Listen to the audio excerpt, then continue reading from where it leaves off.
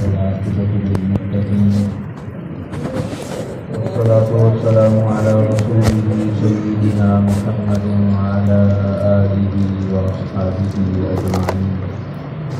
أما بعد، فأعوذ بالله من الشيطان الرجيم. بسم الله الرحمن الرحيم. كنتم خير أمة أخرجت للناس تأمرون بالمعروف وتنهون عن المنكر وتؤمنون بالله. وقال تعالى: والمؤمنون والمؤمنات بعضهم أولياء بعض يأمرون بالمعروف وينهون عن المنكر ويقيمون الصلاة ويؤتون الزكاة ويطيعون الله ورسوله أولئك سيرحمهم الله. وقال تعالى: قل هذه سبيلي أدعو إلى الله على بصيرة أنا ومن اتبعني وسبحان الله وما أنا من المشركين. وقال تعالى: ومن أحسن قولا ممن دعا إلى الله وعمل صالحا وقال إنني من المسلمين. وقال تعالى: والعصر إن الإنسان لفي خسر إلا الذين آمنوا وعملوا الصالحات وتواصوا بالحق وتواصوا بالصبر. قال رسول الله صلى الله عليه وسلم: نظر الله امرأ سمع مقالتي فوعاها ثم أداها كما سمعها فرب مبلغ أو عام سامع.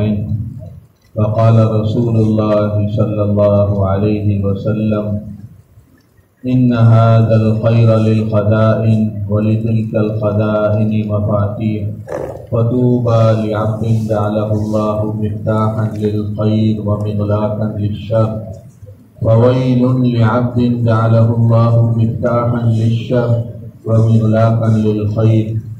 وقال رسول الله صلى الله عليه وسلم: إن الدين بدأ غريبا وسيعود غريبا وطوبى للغرباء الذين يصلحون ما أفسد الناس من بعدي من سنتي. وقال رسول الله صلى الله عليه وسلم: بلغوا عني ولو آية أو كما قال عليه الصلاة والسلام.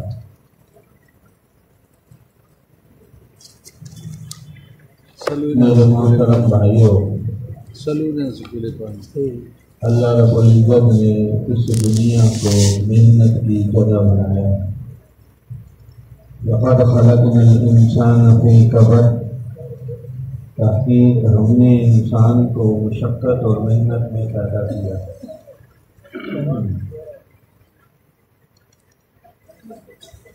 کوئی بھی انسان اس دنیا میں محنت کے بغیر نہیں رہ سکتا، چاہے مسلمان ہے چاہے کافر ہے. جب سے انسان پیدا ہوا اس دنیا میں آیا، قیامت تک یہ ترتیب خاص ہے. اس دنیا میں رہنے محنت کرنی پڑے گی. وَأَن لَيْسَ لِلْإِنسَانِ إِلَّا مَا سَعَىٰ، جو یہ محنت کرے گا وہی اس کو ملے گا. وَأَنَّ سَعْيَهُ سَوْفَ يُرَىٰ، جو یہ محنت کرے گا وہی اس کے سامنے رکھ دیا جائے گا. لِتُجْزَىٰ كُلُّ نَفْسٍ بِمَا تَسْعَىٰ، جو آدمی محنت کرے گا اسی محنت کے بقدر اس کو بدلہ اور پھل دیا جائے گا.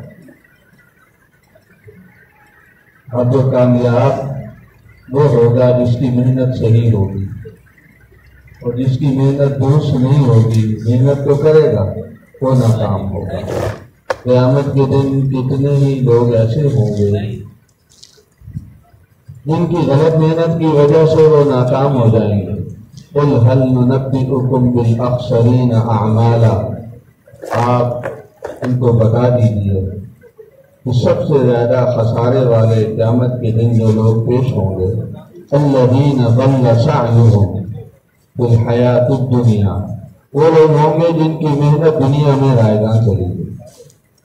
جو وقت جہاں لگایا وہ ضائع ہو گیا، جو مال لگایا ضائع ہو گیا، جو صلاحیتیں لگائیں ضائع ہو گئی۔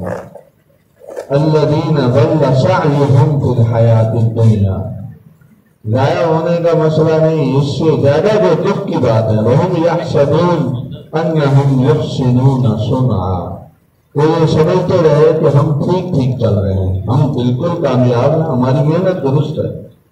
وہ اپنی محنت کو درست سمجھتے رہے، اپنی صلاحیتیں خرچ کرتے رہے، اور حالانکہ ان کی محنت غلط تھی، باوجود محنت کرنے کے۔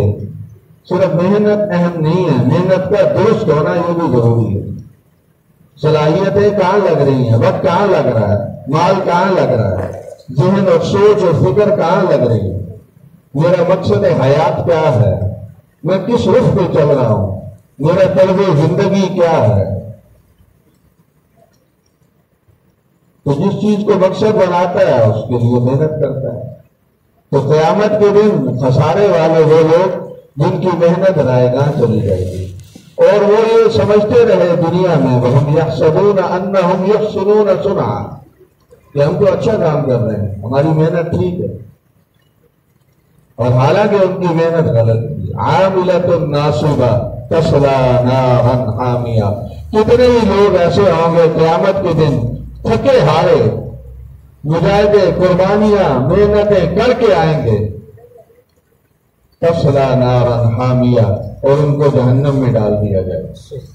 محنت کا رخ غلط تھا، صلاحیتوں کا استعمال غلط تھا۔ تو صحیح رخ کیا ہے؟ وَمَنْ أَرَادَ الْآخِرَةَ وَسَعَىٰ لَهَا سَعْيَهَا وَهُوَ مُؤْمِنٌ فَأُولَٰئِكَ كَانَ سَعْيُهُمْ مَشْكُورًا۔ محنت کا صحیح رخ یہ ہے، جب مال لگانا ہے، جان لگانی ہے، وقت لگانا ہے، سوچ اور فکر لگانی ہے، رات دن خرچ کرنا ہے، تو زندگی کا رخ، محنت کا رخ پہلے درست کرنا ضروری ہے۔ اور وہ محنت کا رخ کیا ہے؟ وَمَنْ أَرَادَ الْآخِرَةَ، پہلے مقصود آخرت کو بنائے گا، پھر آخرت کو مقصود بنا کر پھر اس میں صلاحیتیں خرچ کرے گا۔ وَسَعَىٰ لَهَا سَعْيَهَا، آخرت کو مقصود بنا کر پھر اس آخرت کو اچھا اور خوبصورت بنانے کے لیے، کامیاب بنانے کے لیے اس میں اپنی صلاحیتیں خرچ کرے گا۔ عرضی ہے، تھوڑا ہے، ختم ہونے والا ہے، جب تک زندگی ہے اس محنت کا فائدہ، اگر دنیا کو مقصود بنایا ہے۔ دنیا کو مقصود بنانے کا کیا مطلب ہے؟ دنیا کمانے کا مطلب دنیا کو مقصود بنانا نہیں ہے۔ دنیا کو مقصود بنانے کا مطلب یہ ہے کہ جو آدمی مرنے سے پہلے والی زندگی، کہ مرنے سے پہلے میں کامیاب ہو جاؤں، مجھے خوشی مل جائے، مجھے سکون مل جائے، مجھے عزت مل جائے، میری خواہشیں، میری حسرتیں، میرے ارمان، میری تمنائیں، میری آرزویں پوری ہو جائیں مرنے سے پہلے تک۔ مرنے، موت اور موت کے بعد کیا ہوگا یہ سامنے نہیں ہے، بس مرنے سے پہلے تک۔ اب جو آدمی مرنے سے پہلے کی زندگی کو مقصود بنا کر رات دن ایک کر کے محنت کر رہا ہے، اس کی محنت غلط ہے، اس کا رخ غلط ہے، اس کی محنت رائے گاہ جائے گی، اس کی جان کا استعمال، مال کا استعمال، وقت کا استعمال، صلاحیتوں کا استعمال ضائع ہو جائے گا۔ اور جو موت سے پہلے والی زندگی اور موت سے پہلے کی زندگی کے جو مسائل ہیں، اس کا حل محنت کے ساتھ نہیں ہے، اس کا حل مقدر کے ساتھ۔ سانس طے ہو چکے ہیں، میری پرہیزوں سے میں اپنی زندگی بڑھا نہیں سکتا، لقمے طے ہو چکے ہیں، کتنے سانس، کتنے لقمے، روزی طے ہو چکی ہے، مقدر جو اس کا طے ہو چکا ہے اس سے زیادہ حاصل کر نہیں سکتا۔ ہاں، دین کی وجہ سے مقدر آسان ہو جاتا ہے، محنت کی وجہ سے مقدر آسان نہیں ہوتا، دین کی وجہ سے مقدر آسان ہوتا ہے۔ فَأَمَّا مَنْ آتَىٰ وَاتَّقَىٰ وَصَدَّقَ بِالْحُسْنَىٰ فَسَنُيَسِّرُهُ لِلْيُسْرَىٰ، ہم اس کے مقدر کو آسان کریں گے اس شخص کو جس کی زندگی میں دین ہوگا۔ دین سے کیا مراد ہے؟ جس کی سوچ اور فکر، محنت، وہ موت اور موت کے بعد والی زندگی کو سامنے رکھ کے محنت کر رہا ہے، اس کی محنت درست ہے۔ جتنے لوگ اس دنیا میں کامیاب گزرے ہیں سارے وہی لوگ جنہوں نے آخرت کو مقصود بنایا، اور جنہوں نے دنیا کو مقصود بنایا سب ناکام ہوئے۔ مال ملا، ضائع ہو گیا۔ قارون کے پاس بڑا مال تھا، ہلاک ہو گیا، مال بچا نہیں سکا۔ وَمَا كَانَ لَهُ مِنْ فِئَةٍ يَنْصُرُونَهُ مِنْ دُونِ، جو تواضع اختیار کرے گا عزت اس کو ملے گی، جو کامل ایمان کو حاصل کرے گا۔ تو اللہ تعالیٰ نے جو عزت دینے کے ضابطے مقرر فرمائے ہیں، ان ضابطے پہ جو چل کے آئے گا وہ عزت اس کو حاصل ہوگی۔ مَنْ كَانَ يُرِيدُ الْعِزَّةَ فَلِلَّهِ الْعِزَّةُ جَمِيعًا، جو آدمی عزت لینا چاہتا ہے، عزت کو ہم نے چیزوں میں نہیں چھپایا، عزت کو ہم نے اپنے حکم کے ساتھ جوڑ دیا ہے۔ جو ہمیں راضی کرے گا، ہمارے ضابطوں کو پورا کرے گا، ہم اس کو عزت کی بلندیوں پر پہنچائیں گے۔ وَلِلَّهِ الْعِزَّةُ وَلِرَسُولِهِ وَلِلْمُؤْمِنِينَ، ہم نے عزت طے کر دی ہے اللہ کے لیے اور اللہ کے رسول صلی اللہ علیہ وسلم کے لیے اور ایمان والوں کے لیے۔ وَأَنْتُمُ الْأَعْلَوْنَ إِن كُنتُم مُؤْمِنِينَ، عزت اور سربلندی کا وعدہ تمہارے ایمان کے ساتھ جڑا ہوا۔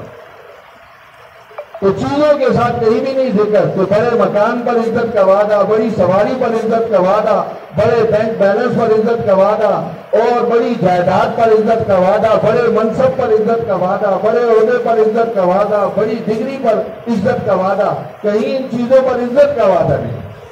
اور آدمی یہ ساری چیزیں حاصل کرنے کی محنت اس لیے کرتا ہے کہ ان چیزوں سے عزت حاصل ہو جائے، اور عزت کو اللہ نے عمل کے ساتھ جوڑا ہے، دین کے ساتھ جوڑا ہے۔ تو محنت کا رخ درست ہو۔ مومن کے لیے، مسلمان کے لیے اصل زندگی آخرت کی۔ مسلمان کی زندگی میں پہلے دین آتا ہے، پھر اس کی دنیا بنتی ہے۔ مسلمان دین کے بغیر اپنی دنیا بنا نہیں سکتا۔ دنیا کیا ہے؟ اللہ رب العزت نے اس دنیا میں ہمیں امتحان کے لیے بھیجا ہے۔ اللہ سے غافل ہونے کا نام دنیا ہے۔ علماء یہ فرماتے ہیں جو کچھ ہمیں ملا ہے اس دنیا میں، جو سانس ملے ہیں، جو روزی ملی ہے، جو ہمیں ضروریات پوری کرنے کی مہلت ملی ہے، اولاد ملی ہے، بیوی ملی ہے، جو کچھ اللہ نے مقدر میں ہماری چیزیں طے کی ہیں، ان چیزوں کو دین بنانا اور آخرت کا سرمایہ بنانا یہ مومن کی شان ہے۔ مومن اور کافر کی زندگی کا بڑا فرق یہی ہے، کافر کو یہ چیزیں ملتی ہیں، وہ ان کو اپنی خواہش کی تکمیل کا ذریعہ بناتا ہے۔ مال مقدر کا ملا، اس کو خواہش کی تکمیل کا ذریعہ بنایا۔ اولاد مقدر کی ملی، اس کو خواہش کی تکمیل کا ذریعہ بنایا۔ بیوی مقدر کی ملی، خواہش کی تکمیل کا ذریعہ بنایا۔ عہدہ اور منصب مقدر کا ملا، اس کو خواہش کی تکمیل کا ذریعہ بنایا۔ مومن کو یہ چیزیں مقدر کی جو ملتی ہیں وہ خواہش کی تکمیل کا ذریعہ نہیں بناتا۔ مومن ان ساری چیزوں کے حاصل ہونے پر ان چیزوں کو اللہ کی رضا کا ذریعہ بناتا۔ یہ مومن اور کافر کی زندگی میں فرق ہے۔ اسی لیے مومن اپنی ضرورت پوری کرنے میں اپنی آخرت کو بنانے کی فکر کرتا ہے، اور جو ان ضرورتوں کو خواہش کی تکمیل کا ذریعہ بناتا ہے تو پھر اس کے لیے طے ہے انما اموالکم واولادکم فتنہ، یہ مال بھی تمہارے لیے امتحان ہے اور یہ اولاد بھی تمہارے لیے امتحان ہے۔ یا ایھا الذین آمنوا ان من ازواجکم واولادکم عدو لکم فاحذروہم، اگر تم نے اس امتحان میں اس کو امتحان سمجھ کے اللہ کی رضا کا ذریعہ نہ بنایا تو یہ یاد رکھو یہی اولاد تمہاری دشمن ہے، کیوں؟ تمہاری آخرت بگاڑنے کا ذریعہ ہے۔ یہی بیوی تمہاری دشمن ہے، کیوں؟ یہ تمہاری آخرت بگاڑنے کا ذریعہ ہے۔ اور یہی مال تمہیں ملا ہے، اس کو اللہ کی رضا کا ذریعہ بناتا ہے۔ تو ہم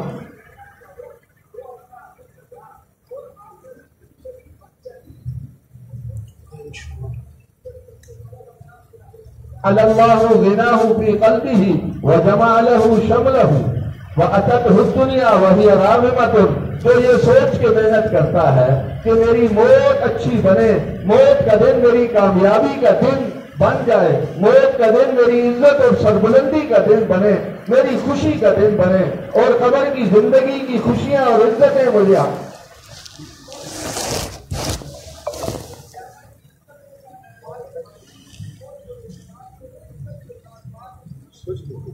اللہ علیہ وسلم کی شفاعت مجھے نصیب ہو جائے اور ہمیشہ ہمیشہ کی جنت مجھے مل جائے۔ جو اس کو سامنے رکھ کے جان لگاتا ہے، مال لگاتا ہے، وقت لگاتا ہے، اپنا نظام الاوقات بناتا ہے، اور جو مقدر کی اس کو چیزیں ملتی ہیں، موت اور آخرت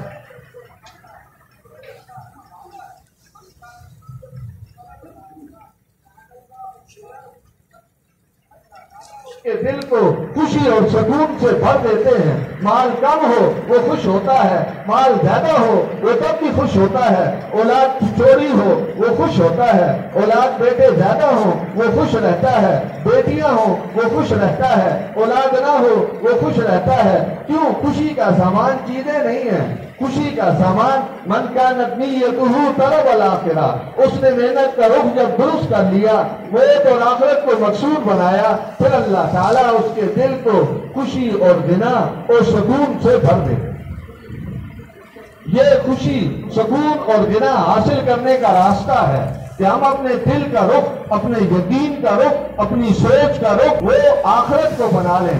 موت میری زندگی کا اہم ترین دن ہے، قبر اس میں اگر کامیاب ہو گیا سارے مراحل میں کامیاب ہو جاؤں گا، اور اللہ کے سامنے قیامت کے دن میں نے پیش ہونا ہے، اور اصل میری زندگی اور خواہشات کی تکمیل کی جگہ وہ جنت ہے، اور جنتی جب جنت میں داخل ہوں گے سب سے پہلا اعلان یہ ہوگا ہمیشہ زندہ رہو گے، کبھی موت نہیں آئے گی، ہمیشہ صحت مند رہو گے، کبھی بیماری نہیں آئے گی، ہمیشہ جوان رہو گے، کبھی بڑھاپا نہیں آئے گا، ہمیشہ خوش رہو گے، کبھی غم نہیں آئے گا۔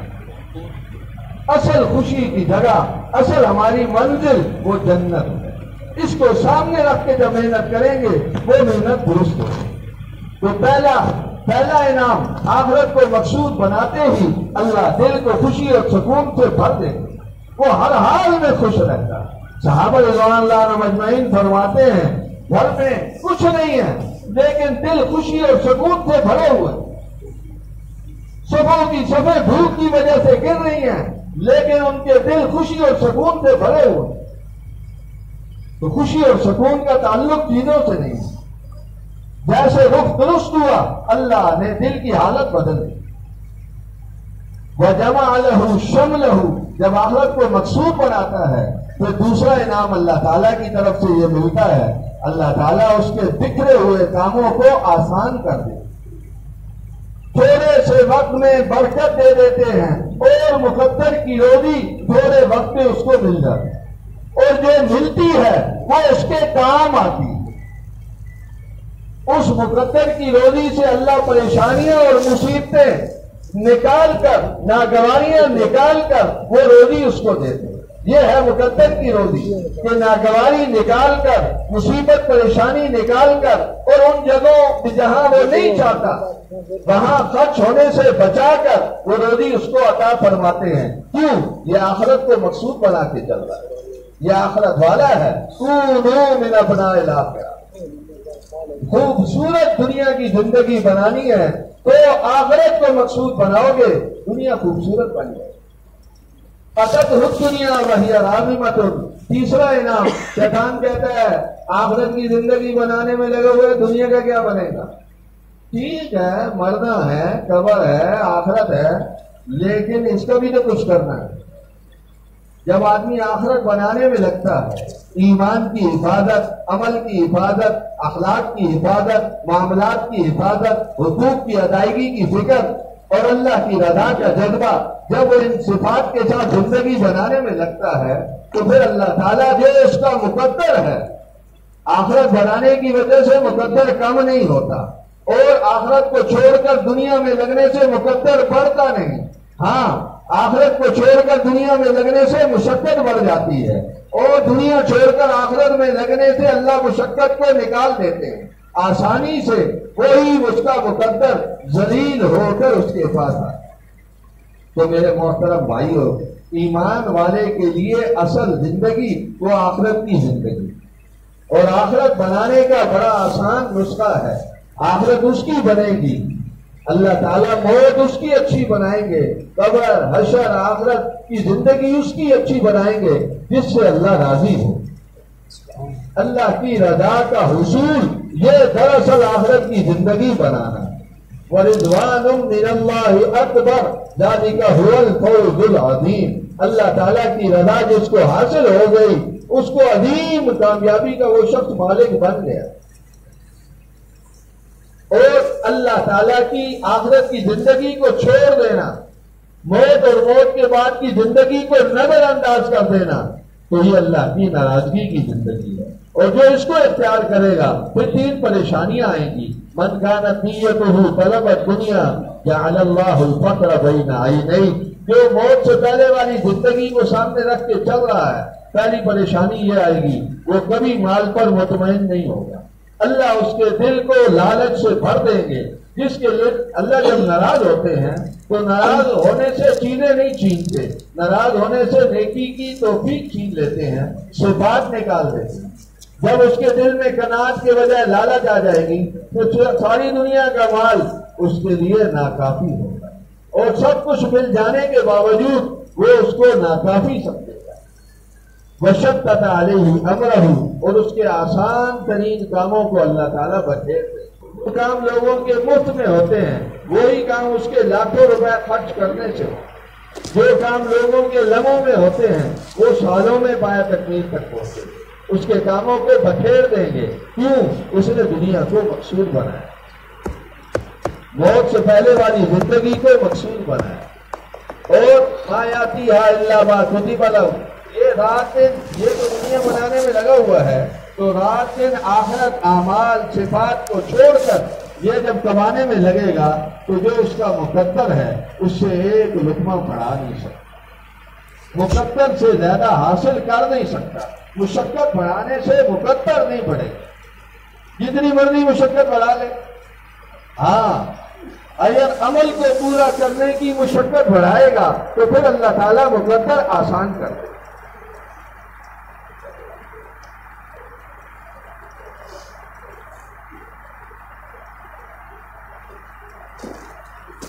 اللہ تعالیٰ کی رضا کا حصول،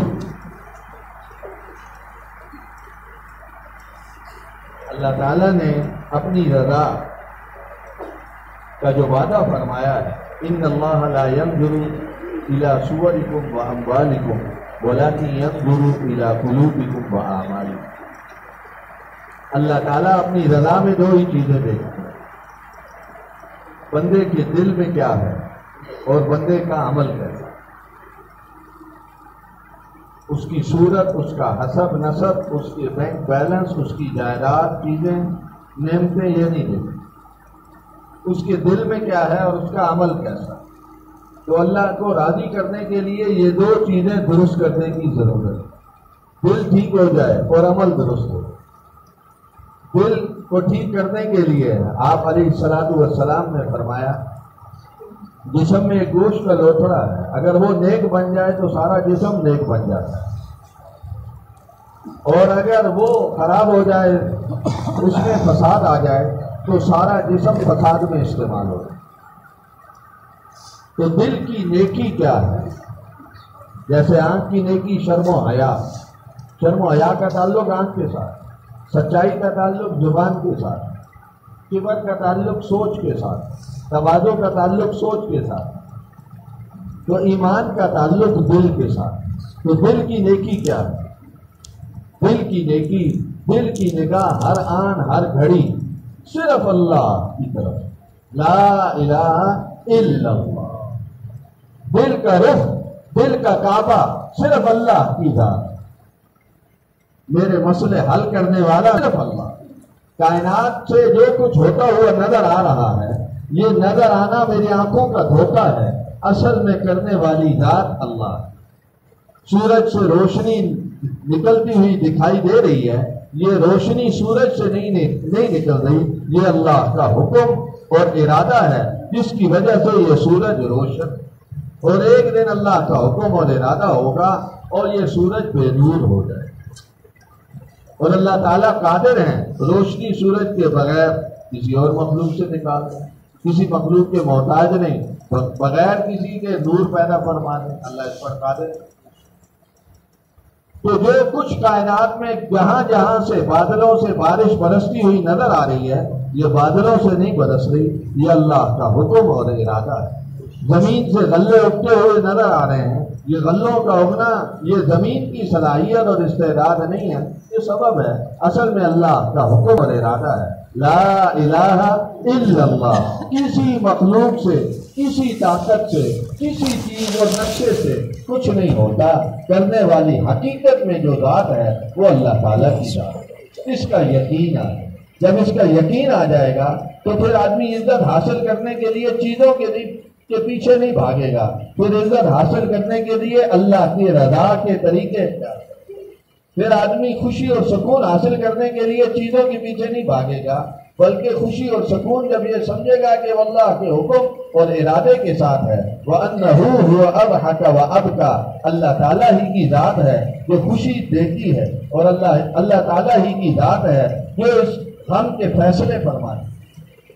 وَأَنَّهُ هُوَ أَغْنَى وَأَقْنَى، غربت اور امیری کے فیصلے وہ اللہ کے دربار سے ہوتے ہیں۔ وَأَنَّهُ هُوَ أَمَاتَ وَأَحْيَا، زندگی اور موت کے فیصلے وہ اللہ تعالیٰ کا۔ اس بات کا یقین اگر آ گیا، دل کا رخ اگر یہ بن گیا، تو پھر جسم کا استعمال صحیح ہوگا، پھر آنکھ بھی اللہ کی رضا میں استعمال ہوگی، کان بھی اللہ تعالیٰ کی رضا میں استعمال ہوں گے، زبان بھی اللہ تعالیٰ کی رضا میں استعمال ہوگی، جان مال وقت صلاحیتیں استعدادیں پھر اللہ کی رضا میں استعمال ہوگی، جب یہ یقین درست ہو جائے۔ اور یقین درست ہونے کے لیے یہ کوئی ایسی چیز نہیں ہے کہ ہم کوئی گولی کھا لیں تو یقین درست ہو جائے گا، اس کی محنت۔ آپ علیہ الصلوۃ والسلام کی خدمت میں صحابہ رضوان اللہ عنہم اجمعین حاضر ہوئے، یا رسول اللہ، جب آپ کے پاس ہوتے ہیں تو ایمان کی کیفیت اور ہوتی ہے، جب آپ کے پاس سے اٹھ کے چلے جاتے ہیں تو ایمان کی کیفیت وہ نہیں رہتی جو آپ کے پاس بیٹھے ہوئے ہوتی ہے۔ اور دوسرے موقع پہ فرمایا کیف نجدد ایماننا، ہمارا ایمان وہ کبھی کمزور، کبھی بڑھ جاتا ہے، کبھی کم ہو جاتا ہے، تو ہم اس کی تجدید کیسے کریں؟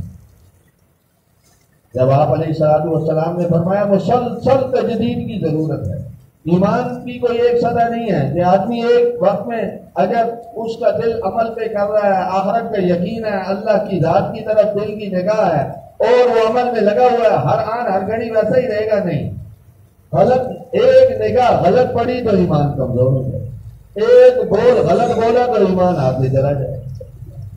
ایمان یا بڑھتا ہے یا کم ہوتا ہے، ایک جگہ پہ قائم نہیں رہتا، تو بڑھتا رہے تو اس کے لیے مسلسل محنت، اور وہ محنت کیا ہے؟ جددو ایمانکم، مسلسل تجدید کرو ایمان کی، اور وہ تجدید کیا ہے؟ اکثروا من قول لا الہ الا اللہ، اللہ کی عظمت، کبریائی، بڑائی کے تذکرے۔ اللہ تعالیٰ نے کیسے زمین آسمان کا نظام بغیر نقشے کے اپنی قدرت سے بنایا، اور اس سارے نظام کو اللہ تعالیٰ اپنی قدرت سے چلا رہے ہیں۔